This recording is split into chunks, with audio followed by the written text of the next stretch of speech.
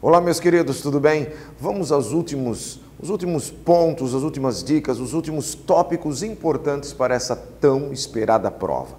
História B, história contemporânea. Vamos começar lembrando das revoluções burguesas, a burguesia. Então, nós temos duas importantes revoluções burguesas. Temos revoluções burguesas na Inglaterra, no século XVII, nós estamos nos referindo ali à Revolução Puritana, a Revolução Gloriosa, lembrando que são revoluções com o objetivo de derrubar o absolutismo, derrubar o antigo regime. E conseguiram com sucesso essas revoluções inglesas lá na Inglaterra. A Inglaterra, a partir do século XVII, passa a ser uma nação liberal. É uma monarquia? É, mas não mais absolutista. Também foi uma revolução burguesa, a revolução que aconteceu na França, a famosa Revolução Francesa. Lembrando que a Revolução Francesa aconteceu 100 anos depois das revoluções inglesas. E se o vestibular perguntar alguma comparação entre elas, vamos lembrar, as revoluções inglesas não houve participação popular. Na Revolução Francesa houve uma grande participação popular. E o objetivo da Revolução Francesa era derrubar o poder do rei, o povo queria também ter a sua participação política. Na Revolução Francesa, o povo está consciente do seu papel na sociedade. A Revolução Francesa durou 10 anos, ela foi um marco muito decisivo na história. Os historiadores estabelecem que a partir dela, da Revolução Francesa, não é mais idade moderna, mas a partir de então a idade contemporânea começa. E por quê? Porque a Revolução Francesa estimulou várias pessoas de várias outras nações a fazer o mesmo. Que século que foi a Revolução Francesa? Século XVIII. No século seguinte, no século XIX, a moda pegou. Populações de diversos reinos europeus passaram a querer também derrubar seus reis. É um marco importante na história, a Revolução Francesa. A Era Napoleônica, começo do século XIX, virada do século XVIII para o século XIX, um momento muito importante na história.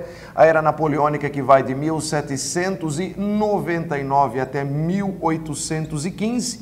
Napoleão Bonaparte, imperador da França, tem como objetivo número 1 fazer da França uma mega potência industrial, mas ele não deseja fazer da França uma potência industrial sem primeiro quebrar a indústria da Inglaterra.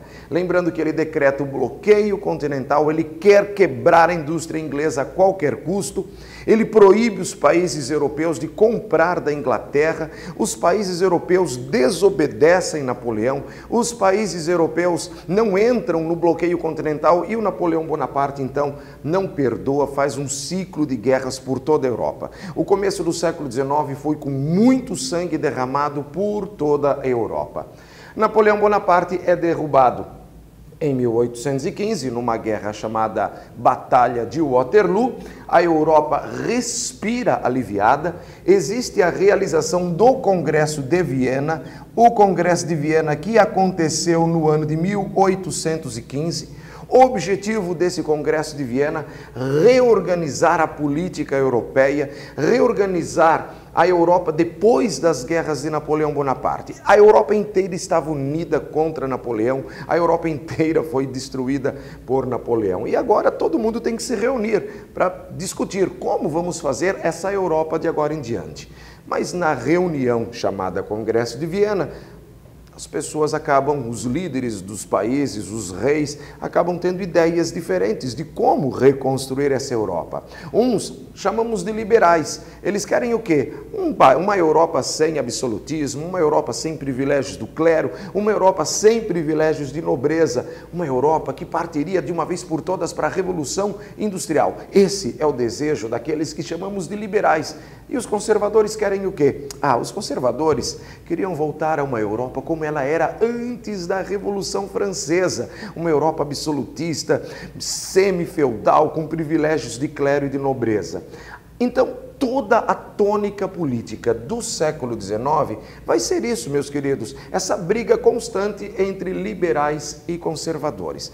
Alguém sai vitorioso nessa briga no decorrer do século XIX? Sim, os liberais foram os grandes vencedores no século XIX. Então, nesse século XIX, revoluções liberais acontecem. Duas em especial. A Revolução de 1830, onde aconteceu? Na França. A França é um país cheio de revoluções, não é verdade? Outra Revolução Liberal, 1848. Essa revolução também começou na França em 1848 e ela se espalhou por toda a Europa. Em 1848 é um tal de reis caindo do poder, um atrás do outro pela Europa afora. São as ditas revoluções liberais. Com essas revoluções liberais concluídas, então a Europa mergulha de cabeça na segunda fase da Revolução Industrial. Na primeira fase da Revolução Industrial, nós só temos a Inglaterra praticamente industrializada, não é verdade?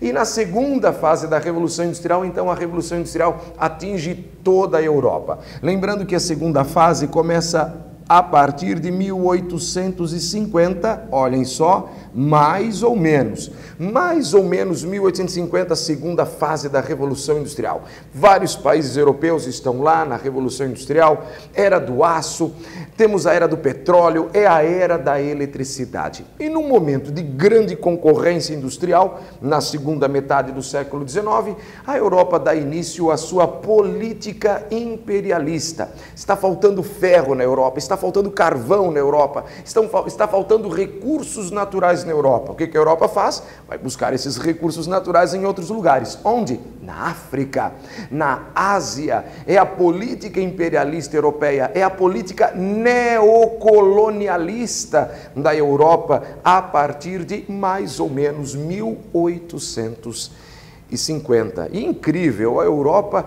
vai fazer uma dominação não só militar, uma dominação física, mas ela também faz uma dominação cultural. A Europa vai dizer que a cultura dos africanos era inferior, sim, que os africanos por natureza eram seres inferiores, sim, e a Europa argumenta que estaria levando civilização para a África e para a Ásia.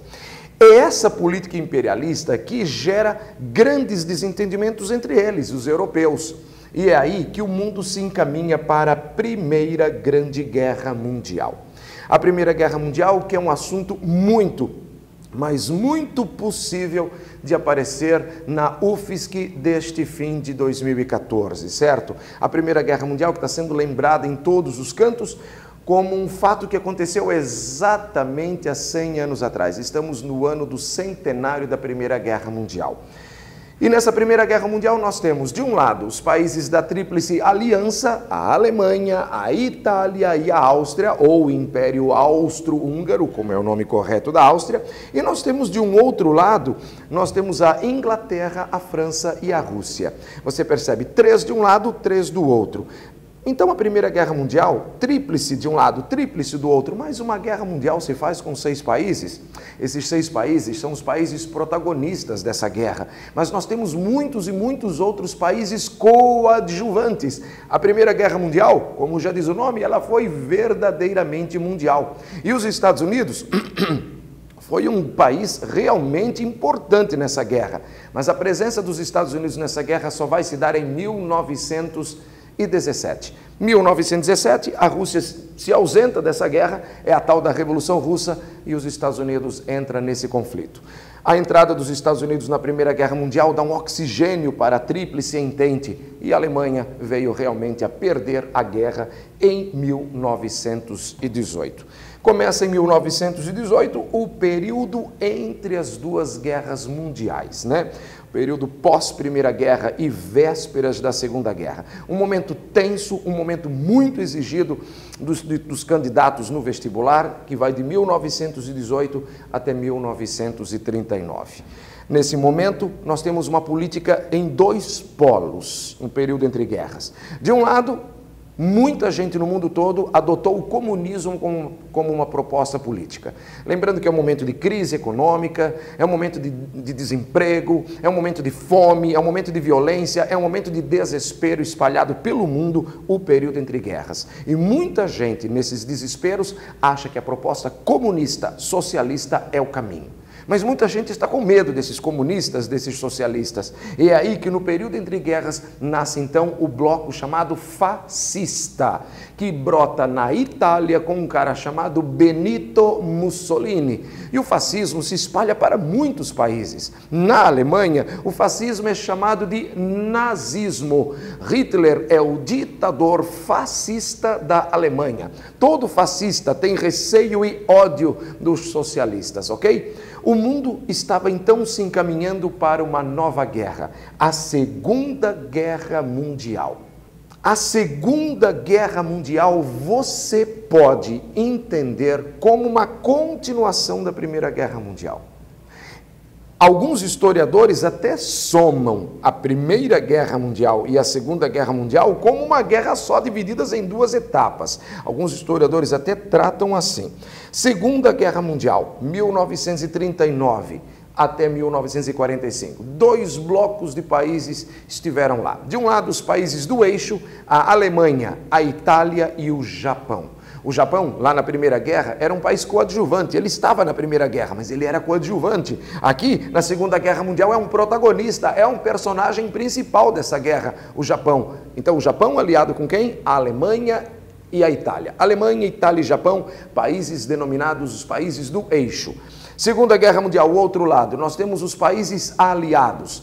Inglaterra, França, a União Soviética, como a Rússia passou a ser chamada, e também os Estados Unidos. Repetindo, então, de um lado nós temos os países do eixo, Alemanha, Itália e Japão. E do outro lado, os países aliados, Inglaterra, França, União Soviética e os Estados Unidos da América. Termina a Segunda Guerra Mundial. A Alemanha e seus aliados de novo são derrotados. Todo mundo sabe, a Alemanha perdeu 2 guerras mundiais. Os Estados Unidos era superpotência mundial desde o final da Primeira Guerra. Os Estados Unidos continuaria sendo superpotência mundial depois da Segunda Guerra Mundial. Mas depois da Segunda Guerra Mundial estaria nascendo uma nova superpotência, a União Soviética. E é aí que brota a dita Guerra Fria, a bipolarização ideológica pós-Segunda Guerra Mundial. Capitalistas liderados pelos Estados Unidos, socialistas liderados pela União Soviética.